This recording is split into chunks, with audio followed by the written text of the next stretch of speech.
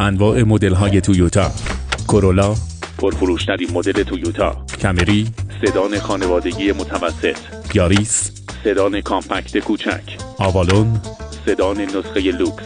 لوین، سدان کامپکت، آریون، سدان لوکس خانوادگی، CHR، کراسووری با طراحی متفاوت، فورچونر، شاسی بلند سایز متوسط، FC کروز، شاسی بلند آفرودی، بنزا، کراسوور شهری، فرانسلندر، کراسوور کامپکت و مدرن، وایدلندر، کراسوور دو دیفرانسیل، رافور، کراسوور محبوب شهری، هایلندر، کراسوور خانوادگی، پرادو، شاسی بلند متوسط،